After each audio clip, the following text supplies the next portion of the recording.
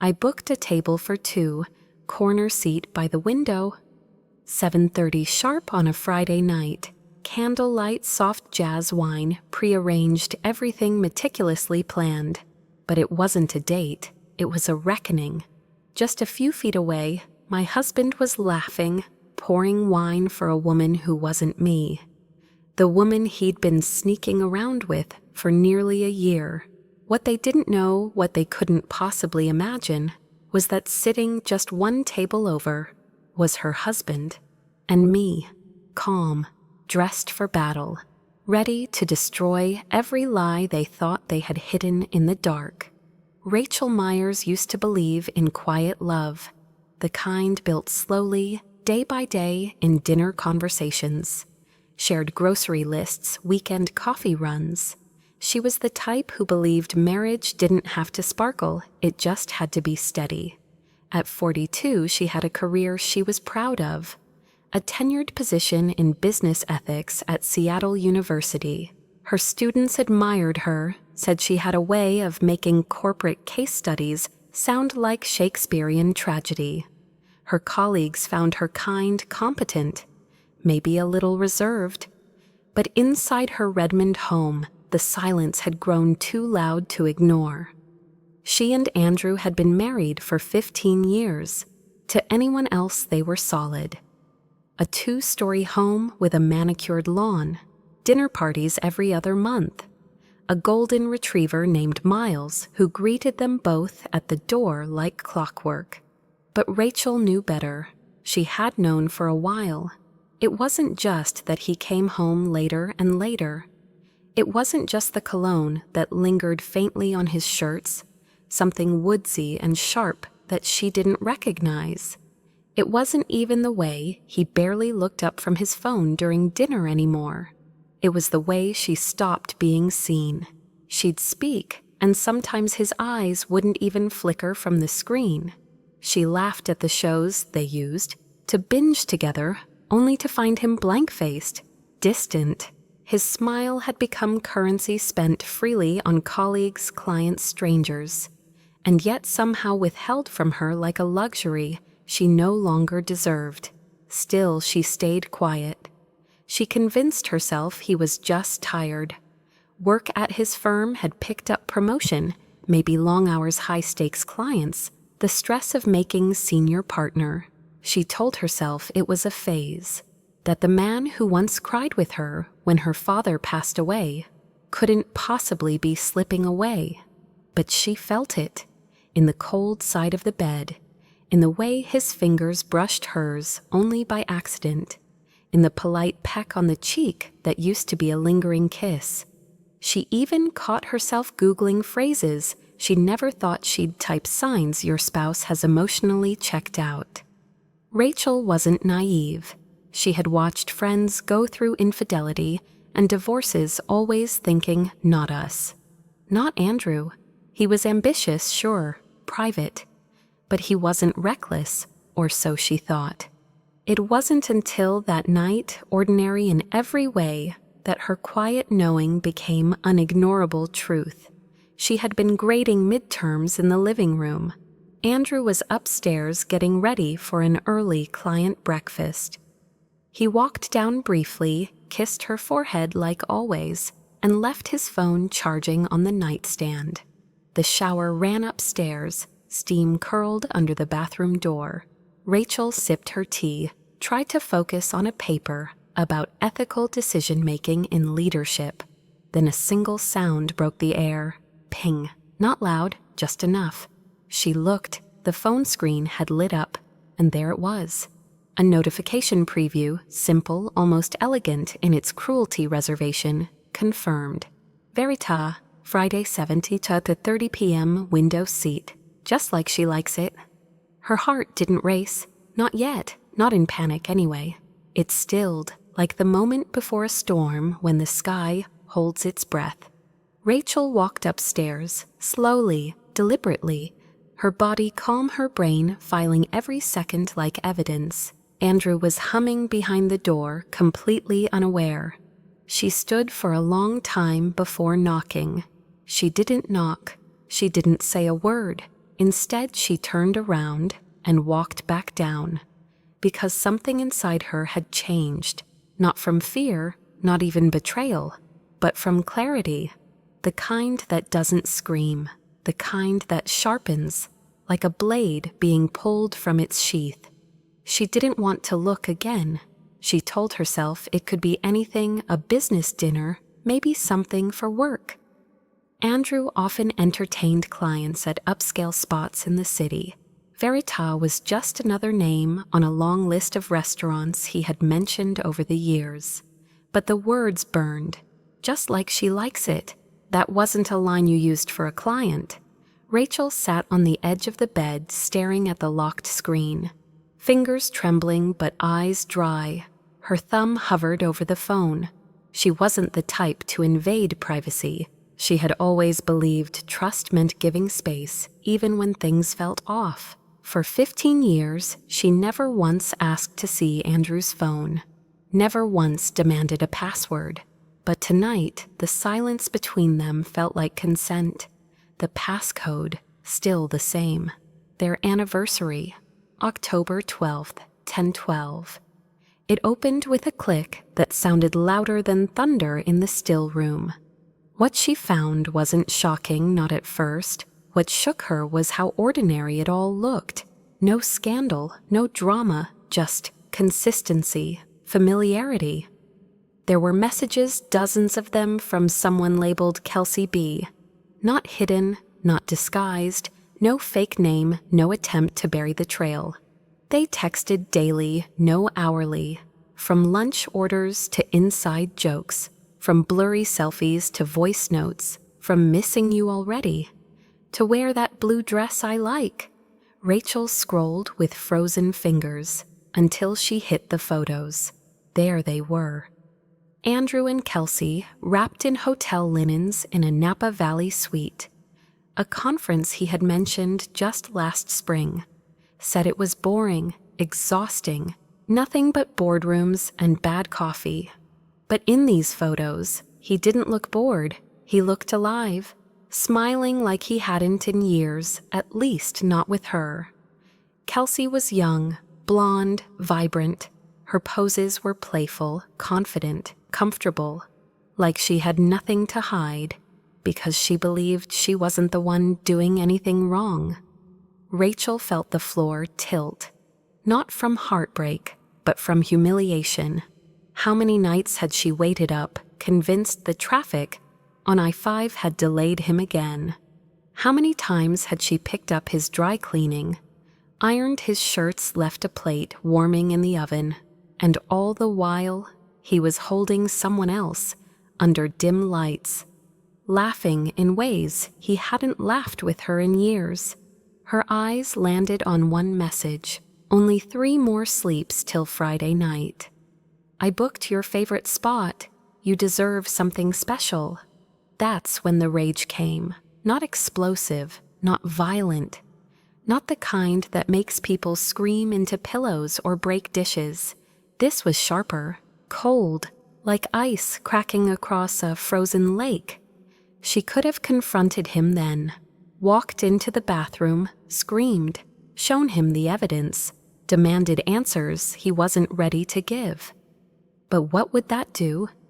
It would give him control of the narrative.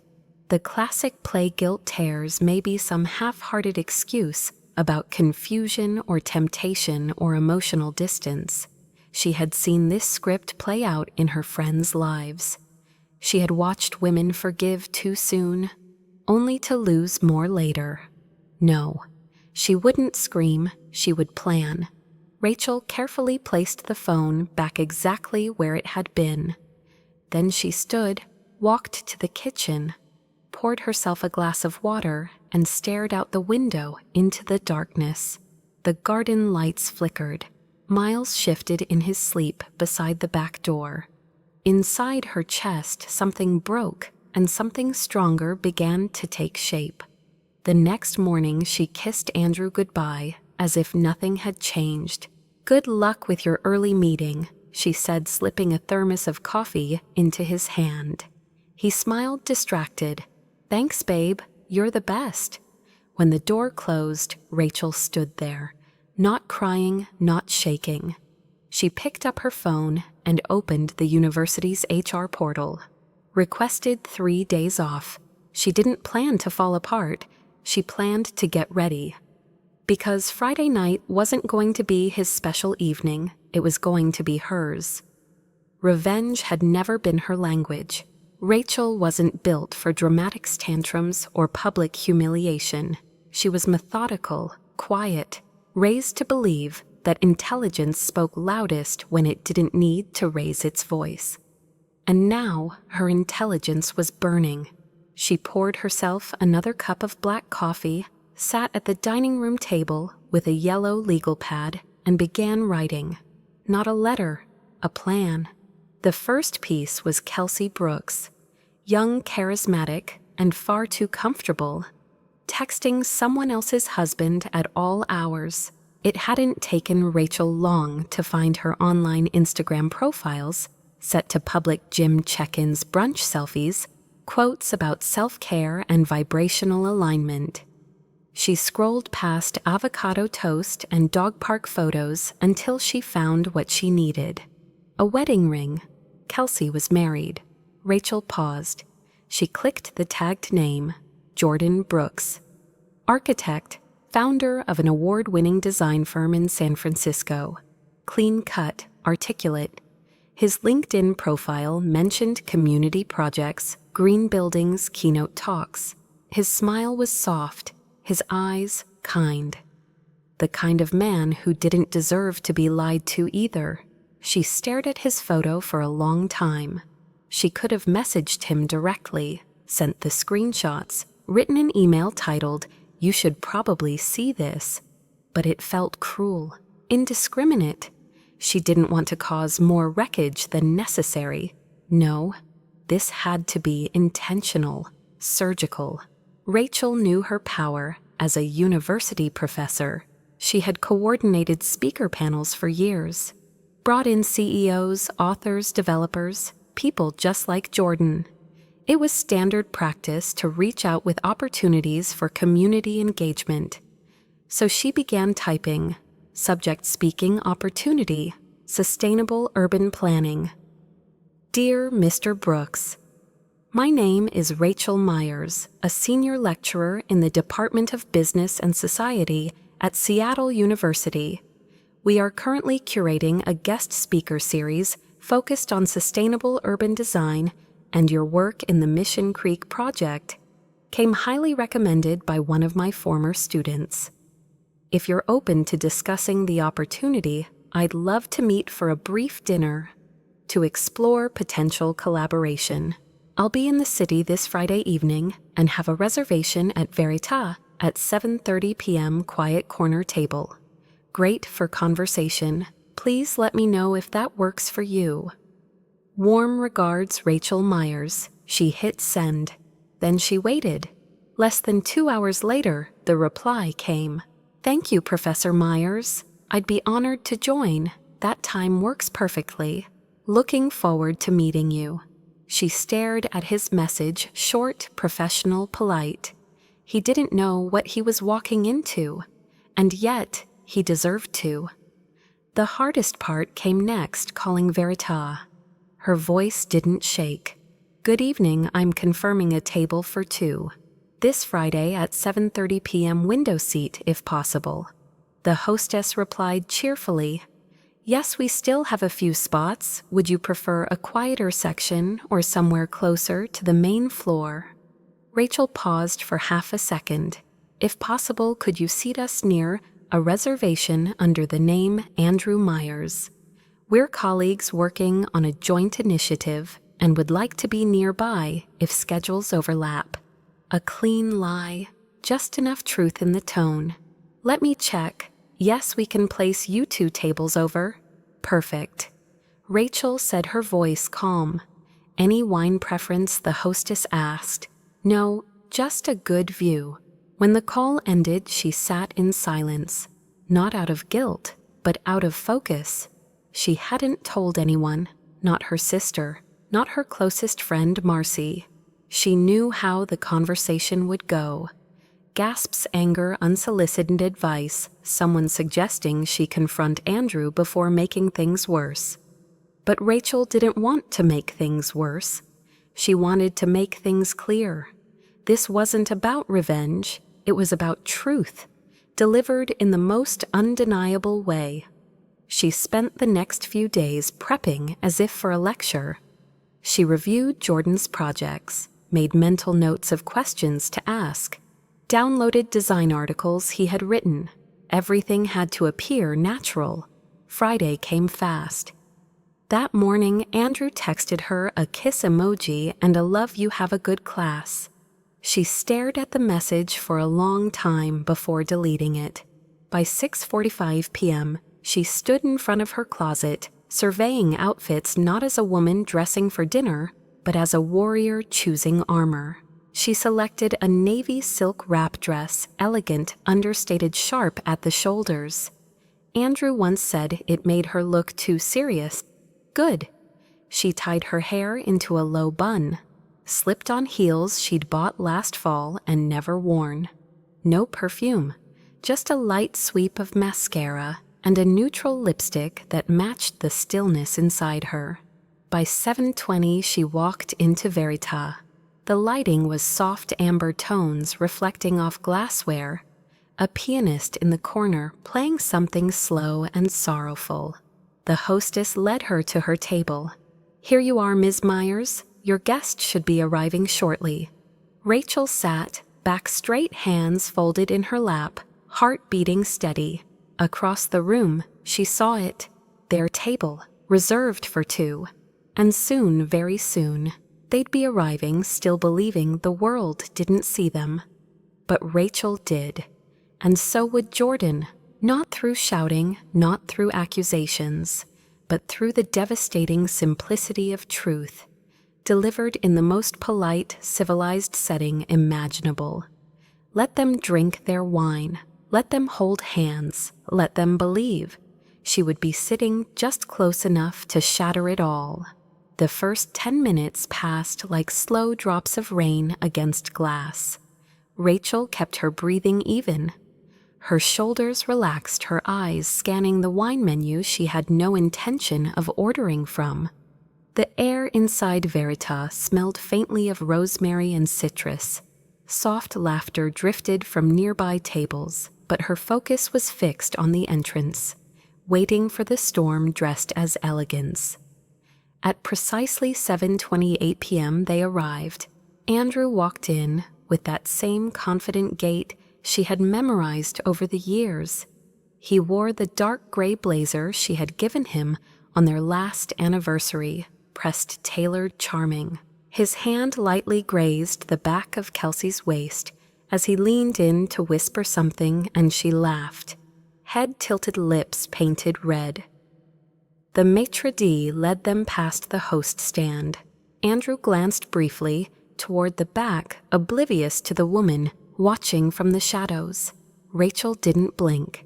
She noted the way he pulled out Kelsey's chair, gentle, practiced, the way he poured her wine without asking, the familiarity between them, the private little world they had built behind Rachel's back, now on full display under warm lighting and clinking glasses.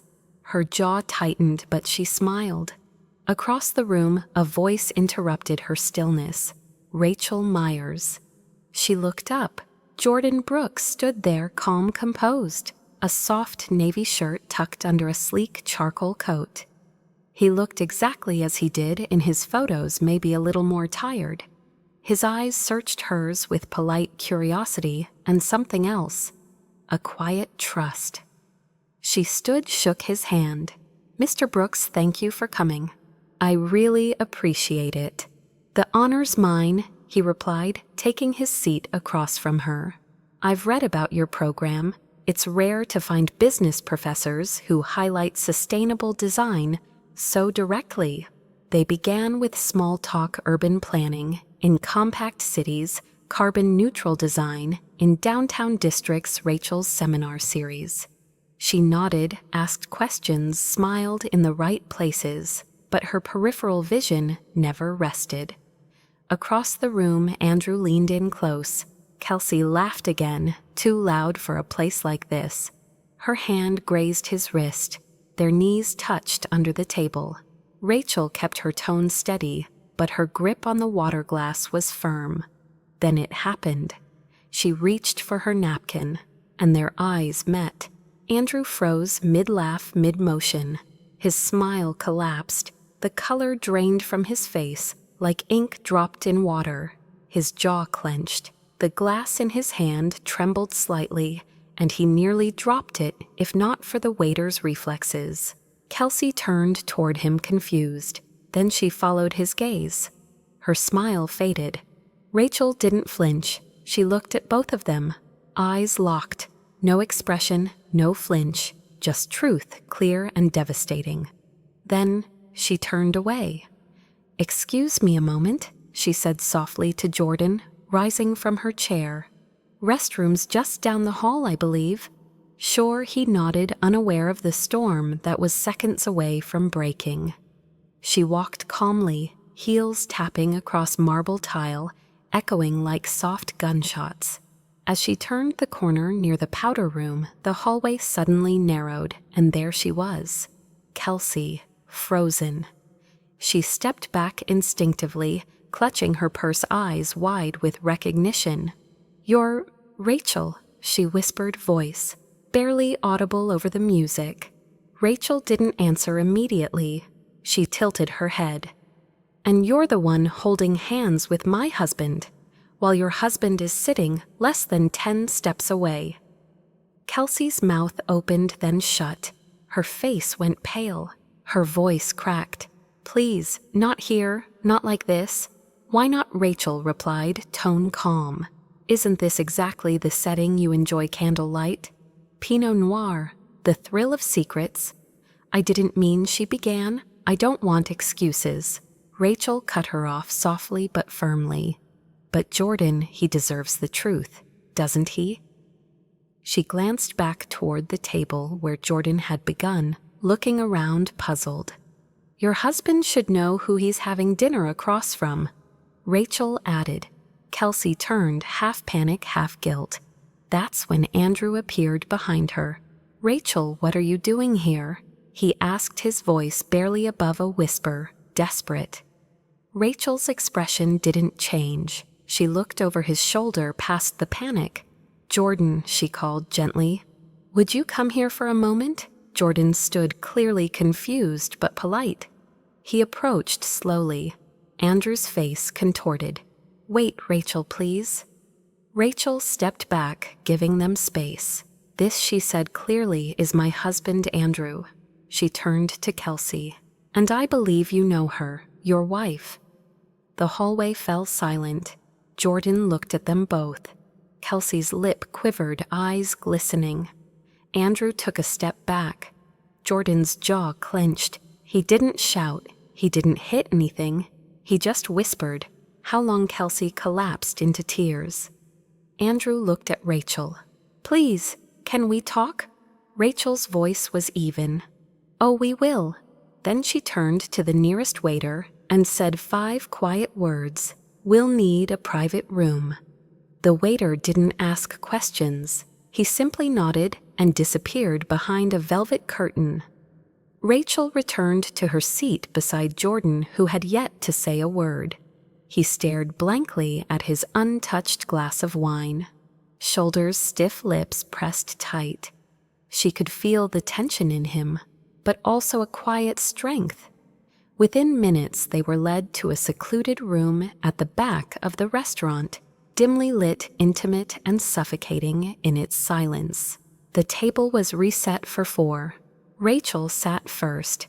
Jordan followed slowly, carefully, as if stepping into a courtroom he never asked to enter. Andrew and Kelsey arrived moments later, faces pale, movements mechanical. They looked like students dragged into the principal's office, caught cheating on the final exam. No one spoke. No music played in this room. Just the faint hum of the air vent and the scratch of fabric as they settled into their chairs. Rachel folded her hands neatly in front of her. Andrew broke first. Rachel, I don't even know where to start. Start 3 days ago, she said, coldly. When I saw the reservation confirmation light up on your phone screen, that's when I knew. Both of them froze. Kelsey looked down. Andrew's eyes darted around like a man searching for an exit that didn't exist. I wasn't going to look. I didn't want to. But your passcode is still our anniversary 4 digits. That's all it took. He tried to speak, but Rachel raised her hand, palm outward. You don't get a monologue. I read every message, every photo, every dinner, every hotel room, every lie. Kelsey's voice came out in a whisper. I'm so sorry. Rachel turned to Jordan. He's my husband, and she's your wife. The least we deserve is the truth said to our faces. Jordan didn't move. His eyes were locked on Kelsey. What were you going to tell me? He asked, voice low but sharp. That it was nothing, that it was stress, that you were just figuring yourself out. Kelsey's tears fell freely now. I didn't mean for it to happen. It started as harmless jokes, venting. I felt lost, unseen. Andrew listened. I listened too. Jordan said, voice trembling now. I redesigned your entire home office because you said you couldn't focus in there. I skipped deadlines to build you that sunlit reading nook you swore would fix your anxiety. His voice cracked. You told me no one understood your vision, except me. Andrew leaned forward. Rachel, I know I messed up. I know I destroyed the most important thing in my life. But please, please don't let this be the end. Rachel didn't blink. She smiled, but it wasn't soft. It was the smile of someone who had seen hell and walked back. The end didn't start tonight. It started the moment you looked at her the way you used to look at me. That's when you made your choice. Andrew swallowed hard. Kelsey buried her face in her hands. Rachel reached into her purse and pulled out a small envelope. She placed it gently on the table. Inside was a key card. To the hotel across the street. I'll be staying there tonight. I've already packed a bag. Andrew sat up straighter, panic rising. Rachel, wait, please don't do this. I'm not asking for your permission. She replied, her voice like steel wrapped in silk. I just didn't want you to come home and find the closet empty. He opened his mouth again. You're welcome to go home. I won't be there. And if you still have any decency left, you won't be there Monday either. He leaned across the table, desperation in his eyes. I'll do anything therapy counseling. I'll cut off all contact. I already told her it's over. She's leaving the firm. Rachel nodded slowly, then said almost casually, she already has. Andrew blinked. What she quit this morning, moved back to Los Angeles. Her coworker mentioned she couldn't face the whispers, the side glances, the shame. Kelsey gasped softly. You told people, Andrew asked, face reddening. Not out of revenge, Rachel replied, but because I refused to lie for you anymore. I told your mother, Mark and Jenna, even your college friends, the ones you always tried to impress. I told them the truth. Andrew shook his head, his voice rising. You've destroyed my reputation. She laughed once short, sharp. You care more about your image than your integrity. Let me remind you, I didn't destroy anything. I just stopped protecting what you built on lies. He reached for her hand across the table. Please don't walk away. I love you. She pulled back, her voice ice cold. Love doesn't survive in shadows. If you loved me, you wouldn't have called another woman baby while holding me in your arms at night. Andrew collapsed back into his chair, shoulders shaking. She meant nothing, he whispered. Rachel stared at him, her voice calm, deadly. No, she meant everything. Because you chose her again and again with every text, every dinner, every lie. You meant it. His hands covered his face. If you leave me, you'll ruin my life. Rachel's voice was barely above a whisper now. "No, I'll save mine." Jordan stood slowly. His eyes never left Kelsey. "I'm filing, first thing Monday." Kelsey didn't argue. She simply nodded, broken and shaking. Rachel rose, adjusting her coat. She turned to Jordan. "I'm sorry you had to find out this way." He nodded, silent. "Thank you," he said. "It hurts, but I needed to know." She gave him a small nod, then turned back to the other two. "I wish you both luck, not because I forgive you, but because everyone pays for their choices." Eventually, she walked out. The sound of her heels echoed through the hallway like the closing gavel of a trial. No appeal, no retrial, just truth, delivered and left behind. The air in the hotel room was colder than she expected. Rachel tossed her keys onto the marble counter and slipped off her heels, the silence swallowing every sound. From the 12th floor, Seattle shimmered beneath the night sky, city lights scattered like broken promises.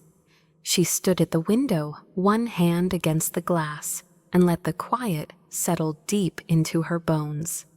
She didn't cry, not that night. She had done all her crying in the silent spaces between ignored texts, missed anniversaries, and lonely dinners reheated at midnight. She had already mourned the death of her marriage. This was just the burial. The next morning, the city was wrapped in fog. Rachel ordered black coffee and a toasted bagel, though she barely touched either. She called the university and extended her leave by another week. When asked if she was okay, she simply replied, "I'm just doing what I should have done sooner." The texts started that afternoon, first from Andrew, then a missed call, then another. By evening, her inbox was full. "Rachel, please, talk to me. I'll go to therapy. Just don't give up. I didn't know how much I was hurting you. We can fix this, I swear." She didn't answer. There was nothing left to say. By the end of the week, her mailbox at the university had 24 white roses sitting inside, along with a handwritten letter 4 pages long. She didn't read past the first line. "You were right. I took everything for granted." She placed it neatly in the trash. Because it wasn't anger fueling her now, it was peace. Still, peace comes at a cost. That weekend, she moved into a furnished apartment near Capitol Hill. It was small, just 1 bedroom, a tiny balcony, a galley kitchen, but it was hers. She bought a few plants, enrolled in a weekend photography class, put together a playlist of songs she used to love before she started living on autopilot. And every morning, she woke up a little lighter. Andrew, meanwhile, began unraveling. He showed up at her office unannounced, once dark circles under his eyes, tie-loosened hair unkempt.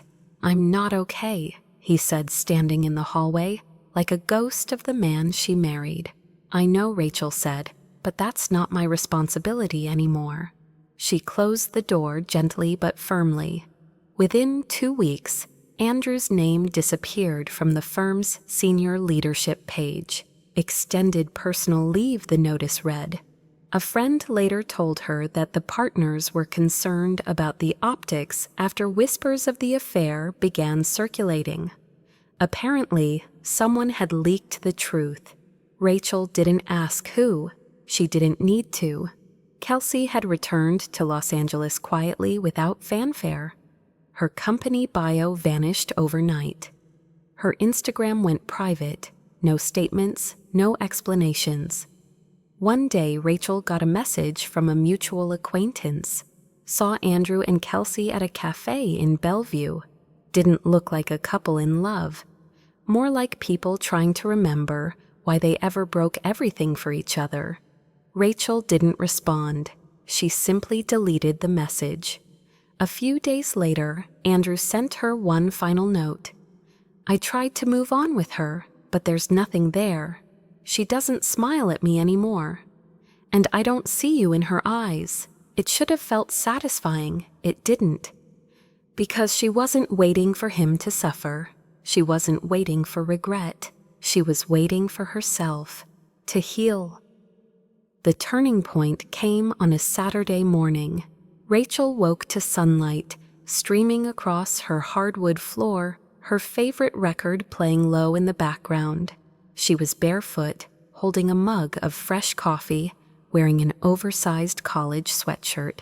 And she smiled, not a forced smile for someone else, not a smile crafted to hide pain, just a smile, because it felt good to breathe again. That afternoon, her phone buzzed. Jordan. He'd been quiet since that night. They had exchanged a few short text check-ins mostly, but nothing heavy, no expectations. Coffee at Blackbird, his message read. No talking about them, just two normal people trying to survive a Saturday.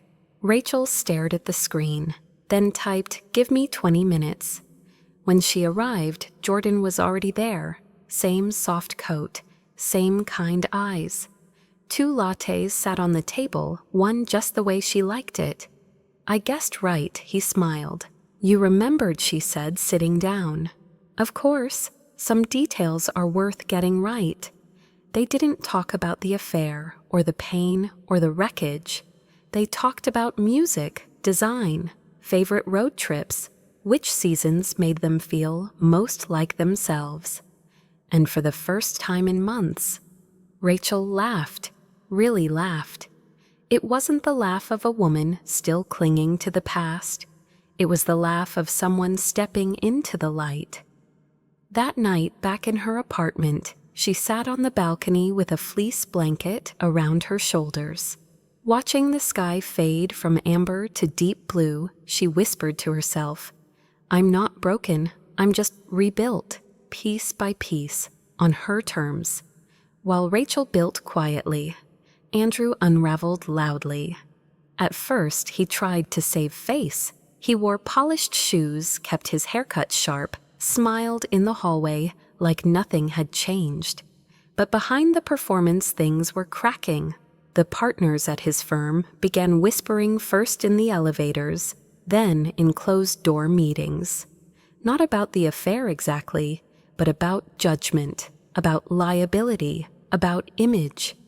The firm had always sold trust as its brand, and now its most visible senior partner had become a walking contradiction. A few clients pulled their accounts. One partner pulled him aside, gently suggested a leave of absence to regroup. The official story was burnout. The real story was betrayal. Not the kind Andrew had committed, he knew that story too well. This was a different kind of betrayal, the one that comes from looking in the mirror and not recognizing the man staring back. He tried to reach Rachel again, sent flowers to her new apartment building. A bouquet of white lilies, her favorite. The delivery guy said she refused them without even checking the card. He stood outside her office once across the street just watching. Never approached. He looked smaller somehow, not just sad, but shrunken. Like a balloon half deflated, still floating, but without direction. Word eventually got around that Rachel had shared the truth. Not in tabloids, not in loud social media posts, just honest conversations, family, friends, colleagues. She didn't protect him anymore. And the fallout wasn't fire and fury, it was distance. People stopped asking him to happy hour. The partners stopped inviting him to client dinners. His phone rang less and less, and then it happened. He logged into his private account one night and saw Kelsey had deleted every photo of them, every like, every comment. Her profile picture reverted back to a generic skyline. The woman he gave everything up for had disappeared like smoke. A week later, her number went out of service. She was gone, just like that. Andrew sat alone in his home office, the one Rachel decorated with framed law school quotes, and a ceramic pen holder he once said he loved. Now he couldn't even look at it. He called his mother. She said she was deeply disappointed. He called his best friend. No answer. He called Rachel. She blocked his number. He sent one final email. "You were always the best part of me. Without you, I'm just this." He didn't hit send. He saved it as a draft because even he knew. There are some things you can't take back. The days slipped by without urgency. Rachel no longer checked the clock every hour. Her mornings weren't dictated by someone else's schedule, someone else's needs. She made French press coffee because she liked the ritual. She played old records on a turntable she'd rescued from a thrift store. She filled her apartment with soft textures, linenwood warmth. She was no longer someone's wife. And for the first time in over a decade, she didn't miss being one. Her students noticed something had changed. "You seem lighter," one of them said after class. Rachel smiled but didn't explain. Not everything needed a story. The photography class became more than a hobby. It was therapy. Through a camera lens, she learned how to frame the world again. Shadows weren't flaws anymore, they were contrast. And light meant more when it fell in the right place. She and Jordan kept in touch. Not constantly, just enough. Text messages about favorite films, a shared link to a jazz playlist, occasional comments on each other's photos, nothing flirtatious, just familiar. One rainy Sunday, she invited him over after class. The apartment wasn't immaculate. There were dishes drying on the rack, a cardigan thrown over the couch, but Jordan didn't seem to notice. Or maybe he noticed everything and liked it anyway. They ate pepperoni pizza on the balcony wrapped in thick blankets, watching the city blink through the fog. Neither of them said much at first. Then Rachel asked, "Do you think we've changed?" Jordan looked at her thoughtful. "No," he said. "I think we're just returning to who we were before. We bent ourselves for people who didn't see us." She didn't answer. She didn't need to. A few weeks later, after an outdoor jazz concert by the river, they walked slowly beneath the amber glow of street lamps, the sound of water nearby, soft laughter echoing from a cafe terrace behind them.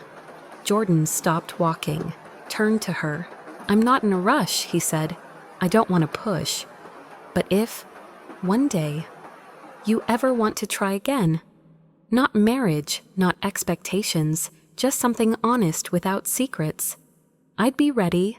Rachel looked up at him. His words didn't ask for anything, they just offered. "I'm not ready to love like I used to," she said, voice gentle. "But if it's the way you described, then maybe I've already started, without realizing." He didn't say a word. He just reached for her hand, quiet, sure, patient. No fireworks, just something real, something hers. 1 year later, Rachel stood in front of the tall mirror in her bedroom, adjusting a simple navy dress. It wasn't flashy, it wasn't meant to impress, but it felt like her strong, understated quiet in its confidence. She clipped on a pair of pearl earrings that had once belonged to her mother.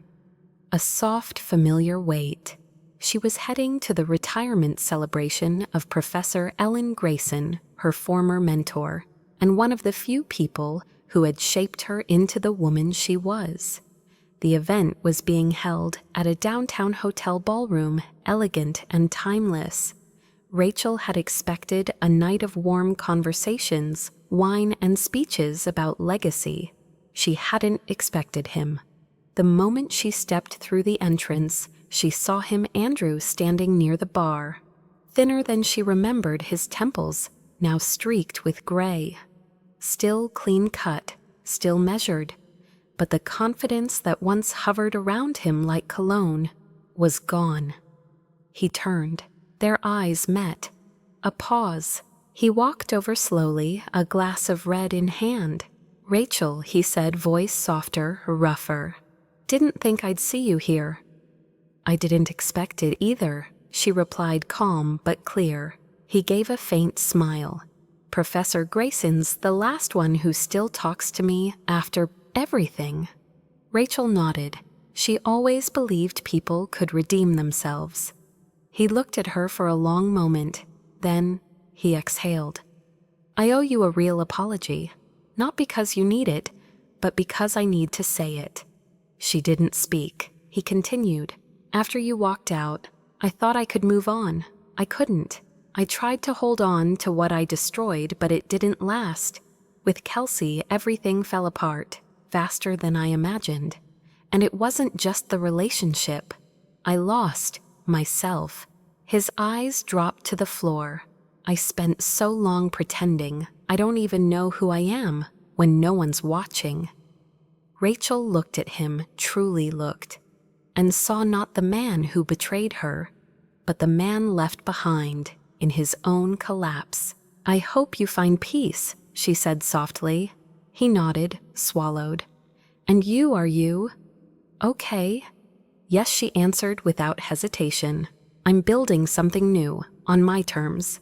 Just then Jordan entered the room, a charcoal blazer, open collar, that same quiet presence that steadied her now like gravity. He smiled when he saw her real unguarded. Andrew followed her gaze. He understood immediately. "He's a good man," he said. "You deserve that."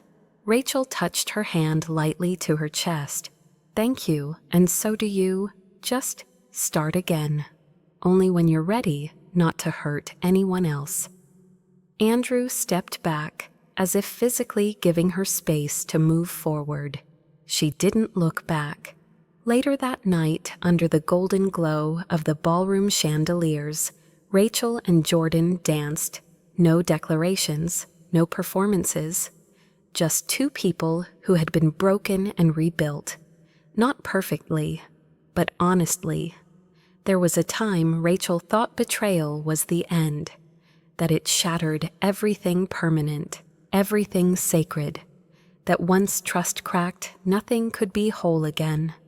But standing in the quiet of her apartment, morning light, spilling onto the hardwood floors, she knew something different now. Betrayal isn't the end. It's the unveiling. It reveals what was rotting beneath the surface, what you were too loyal, too hopeful, too loving to question. And healing.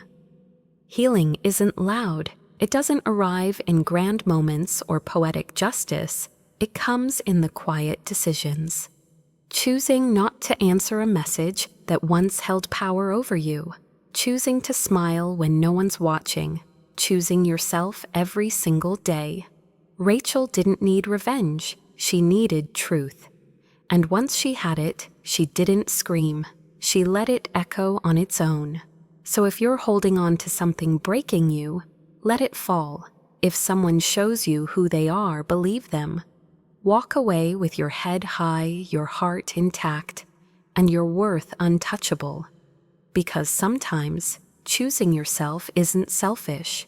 It's survival, and the most powerful kind of love is the one you give back to yourself.